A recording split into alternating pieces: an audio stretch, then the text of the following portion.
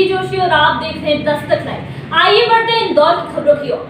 चीन के वुहान से बिन बुलाए मेहमान कोविड-19 ने एक बार फिर इंदौर शहर को अब अपनी गिरफ्त में लेने का पूरा दिल बनाते हुए अपना रंग दिखाना शुरू कर दिया है। हालांकि बढ़ते कोरोना वायरस के संक्रमण को लेकर शासकीय और अशासकीय स्थानों में मास्क लगाने पर जोर दिया जा रहा है और एमवा अस्पताल इंदौर में तो बगैर मास्क के प्रवेश पूरी तरह वर्जित कर दिया गया है। काफी वक्त तक शांत रहे कोरोना वायरस ने एक बार फिर गुस्सा जाहिर करते हुए इंदौर में कोरोना के नए पॉजिटिव बढ़ाने शुरू कर दिए हैं। अब इस संक्रमण से बचने का एकमात्र रास्ता मास्क लगाना, सैनिटाइजर का उपयोग और शारीरिक दूरी का करना ही है। प्रदेश के सबसे बड़े सरकारी अस्पताल इंदौर के एमवाई में अधीक्षक डॉक्टर पीएस ठाकुर खुद अस्पताल परिसर और अस्पताल के अंदर मंजिलों में सीसीटीवी कैमरे के माध्यम से नजर बनाए हुए हैं। साथ ही अस्पताल परिसर में बगैर मास्क के किसी को भी प्रवेश नहीं दिया जा रहा है। साथ ही सुरक्षा कर्मी भी मास्क पहनने को कहते दिखाई दे रहे हैं, लेकिन कुछ कम ही लोग ऐसे हैं जो आमजन या प्रबंधन के लोग मास्क में दिखे। कुछ ऐसा ही नजारा देवी अहिल्या विश्वविद्यालय में भी देखने को मिला, जहां मुख्य द्वार पर बैठे गार्ड खुद तो मास्क में नहीं दिखे, लेकिन आने जाने वाले लोगों को टेम्परेचर नापते और मास्क की समझाइश देते दिखे। सर, कोरोना के मरीजों ने एक बार फिर बढ़ोतरी का अपना रूप दिखाया है।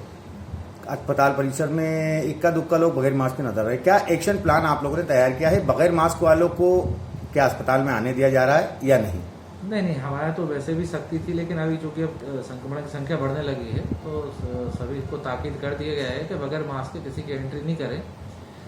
कई लोग ऐसे आ जाते हैं जो मास्क लगा के अंदर आते हैं फिर उतार लेते हैं, तो उनके साथ भी रोक टोक जारी कर दी गई है, क्योंकि इस समय चूंकि अब पिछले 3 दिन में 9, 8 इस तरह से करके कुल 25 केस अभी कोरोना संक्रमण के सामने आए हैं, तो कहीं अब सावधानी बरतने की आवश्यकता होने लगी है। तो मेरी तो जनता से भी अपील है कि इस समय चूंकि अब 3 दिन लगातार अभी केस आए हैं 8, 9 करके, तो मतलब इसका मतलब ये है कि कहीं ना कहीं संक्रमण बढ़ रहा है, तो इस समय सावधानी बरतने की बहुत ज़्यादा आवश्यकता है। आप सभी लोग मास्क जरूर लगाएं, अपने हाथ सैनिटाइज करते रहें, सोशल डिस्टेंसिंग का पालन करें, क्योंकि अगर हम इन नियमों का पालन करेंगे तो मुझे उम्मीद है कि हम जो तीसरी लहर की जिसकी बात चल रही है कि सब आएगी, तो उसको हम नियंत्रित करने में सफल होंगे। मतलब बहुत बड़ा अस्पताल है आपका, 7 मंजिल अस्पताल है। पूरे अस्पताल में किस तरीके से मॉनिटरिंग आप खुद करते हैं? नहीं, उसकी मॉनिटरिंग के लिए क्या, एक तो मैं राउंड लेता हूँ और उस समय राउंड में जो दिखते हैं तो उनको जैसे जो भी अगर बगैर मास्क दिखता है तो उनको हम बाहर करवाने का हमने आदेशित कर दिया है। तो मैं जब राउंड लेता हूँ तब भी होते हैं, और बाकी अगर कोई ऐसा आदमी दिखता है तो उसको बाहर कर दिया जाता है, क्योंकि इस समय बहुत आवश्यक है कि भाई कोई भी आदमी संक्रमित हो सकता है, इसकी संभावना होने लगी है। तो ऐसे में इसकी आवश्यकता बहुत ज़्यादा है कि आप मास्क ला कर रहें, और उस मामले में हमारे सख्ती की जा रही है और बार बार चेतावनी जारी की जा रही है। सीसीटीवी के माध्यम से भी मॉनिटरिंग आप करते देखे जाते हैं?